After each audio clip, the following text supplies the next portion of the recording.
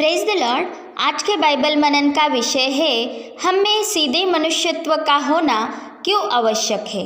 नीति वचन 21-29 में कहा गया है कि दुष्ट के चेहरे से कठोरता झलकती है, परंतु सीधा मनुष्य अपने चाल चलन का ध्यान रखता है। जो मनुष्य परमेश्वर के भय में नहीं चलता वो मनुष्य अपने आचरण पर ध्यान नहीं देता और अपने कर्मों पर चिंतन नहीं करता, और जो न ही अपनी और न ही औरों की भलाई को सामने रखते हुए भले काम करता है बल्कि वो बुराई के मार्ग को ही अपनाता है, तो ऐसा मनुष्य उसके कारण आने वाले बुरे परिणामों से अनजान रहता है और वो अपने हठीले स्वभाव के अनुसार ही चलता है। तो उसके मन की कठोरता उसके चेहरे से झलकती है, अर्थात उसकी वाणी में, उसके चाल चलन में वो दिखाई देती है। ऐसा व्यक्ति अपनी गलतियों को कभी नहीं मानता और किसी की भी नहीं सुनता, जिस कारण वो सही गलत, भलाई बुराई के अंतर को समझ नहीं पाता और न ही वो भलाई का चुनाव करता है, क्योंकि भलाई परमेश्वर से ही आती है। परंतु दुष्ट परमेश्वर के मार्ग को छोड़ उस दुष्ट शैतान के काम करने लगता है जो सारी दुष्टता का उगम है और जो मनुष्य को भले काम करने से रोकता है। इसीलिए दुष्टता के काम करने वालों को दुर्जन कहा जाता है। परंतु जो परमेश्वर का भय मानता है, उसकी बातों पर मनन करता है, तो वो अपनी चाल चलन का, अपनी बातों का, अपने सोच विचारों का परीक्षण करता है।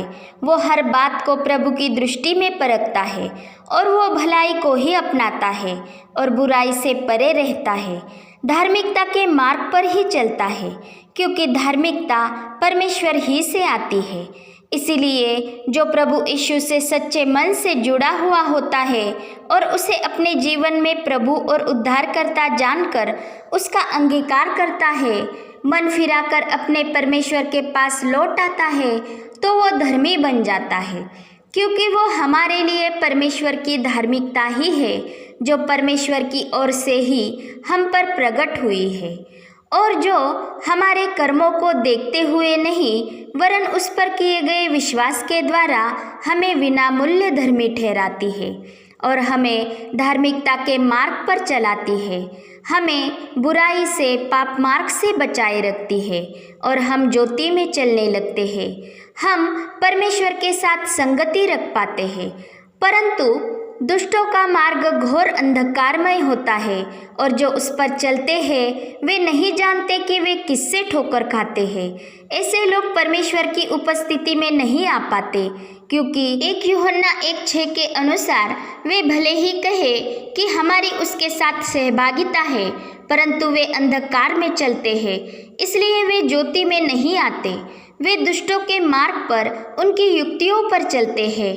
ठट्टा करने वालों की अर्थात प्रभु की निंदा करने वालों की मंडली में बैठते हैं, तो वे झूठे होते हैं, क्योंकि वे सत्य पर नहीं चलते और वे न ही परमेश्वर को या किसी मनुष्य को धोखा देते हैं वरन अपने आप को ही धोखे में रखते हैं, क्योंकि दुष्ट न्याय के समय में परमेश्वर के सम्मुख टिक न पाएंगे। वे उस भूसी के समान होते हैं जो पवन से उड़ाई जाती है। वे भाप की तरह अस्थाई और मिथ्या होते हैं और तौल में वे परमेश्वर के सम्मुख हल्के निकलते हैं। नीति वचन 21:30 में कहा गया है कि परमेश्वर के विरुद्ध चतुराई, बुद्धि और युक्ति कदापि नहीं चलती। परंतु हम यह भी जानते हैं कि दुष्ट के मरने से परमेश्वर कुछ भी प्रसन्न नहीं होता, परंतु वो अपने मार्ग से फिरकर जीवित रहे, ऐसा वो चाहता है। इसीलिए यहेजकेल नबी के द्वारा उसने कहा था, हे इस्राएल के घराने, तुम अपने बुरे मार्ग से फिर जाओ, तुम क्यों मरते हो। परमेश्वर हमें पाप के सागर में डूबते हुए न देख सका, इसीलिए वो खुद परमेश्वर का पुत्र होकर यीशु मसीह के नाम से मानव रूप को धर के इस जगत में आया और उसने हमारे पापों का बोझ उठा लिया और हमारे ही अपराधों के कारण वो घायल हुआ, हमारे अधर्म के कामों के कारण वो कुचला गया और हमारी ही शांति के लिए उस पर ताड़ना पड़ी कि उसके कोड़े खाने से हम लोग चंगे हो जाए।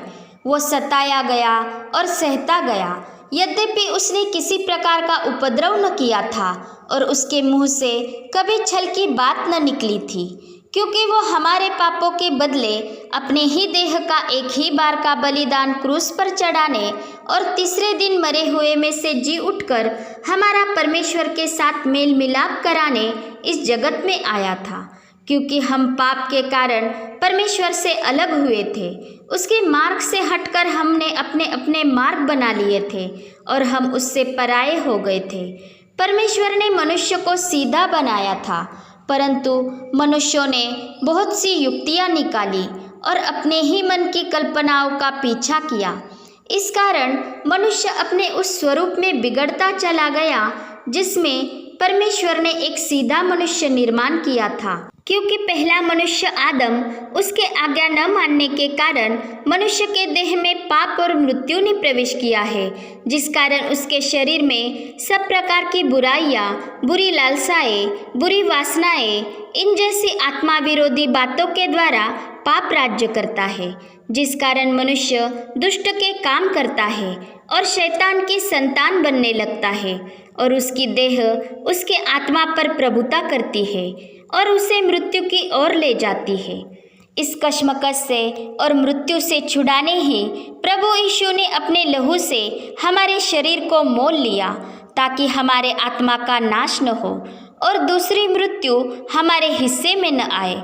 क्योंकि जब हम यीशु मसीह को हमारा प्रभु और उद्धारकर्ता जानकर उसका अंगीकार करते हैं, तो हमारे विश्वास के द्वारा उसका पवित्र आत्मा हमारे हृदय में बसता है और जब हम उसकी अगुवाई में ज्योति में चलते हैं, तो हम प्रभु की संगति में चलते हैं और यीशु मसीह का लहू हमें सब पापों से शुद्ध करता है। उसके वचन हमें शुद्ध और पवित्र करते जाते हैं। हमारा मन नया होता जाता है और हम में से पुराना मनुष्यत्व बाहर निकलकर उस सीधे मनुष्यत्व का निर्माण होने लगता है जो परमेश्वर के स्वरूप और समानता में होता है। और जब हम शरीर के अनुसार नहीं वरन आत्मा के अनुसार चलते हैं, तो हम परमेश्वर की संतान बन जाते हैं। प्रभु यीशु आज भी पिता के पास हमारा सहायक है। 1 यूहन्ना 1:9 में कहा गया है कि यदि हम अपने पापों को मान लेते हैं, तो प्रभु यीशु मसीह हमारे पापों को क्षमा करने और हमें सब अधर्म से शुद्ध करने में विश्वास योग्य और धर्मी है। प्रभु यीशु हमारे लिए हमें छुड़ाने के लिए पाप की गंदगी में भी आता है, परंतु वो यह नहीं चाहता कि हम उस गंदगी में ही बने रहें, क्योंकि वो चाहता है कि हम उसके साथ उसके राज्य में सदा वास करें, जहाँ पर कोई भी अशुद्धता प्रवेश कर ही नहीं सकती, जहाँ पर धार्मिकता और पवित्रता ही वास करती है। इसीलिए वो अपनी कलीसिया को वचन के द्वारा जल के स्नान से शुद्ध करके पवित्र बनाए रखता है, ताकि वो एक ऐसी तेजस्वी कलीसिया बनाकर अपने पास खड़ी करे जो निष्कलंक, पवित्र और निर्दोष हो। इसीलिए परमेश्वर ने हमारे लिए धार्मिकता का मार्ग ठहराया है, जो जीवन की ओर ले जाता है, जो मार्ग प्रभु यीशु मसीह है। मार्ग, सत्य और जीवन वो ही है। उसके बिना हम पिता के पास नहीं जा सकते।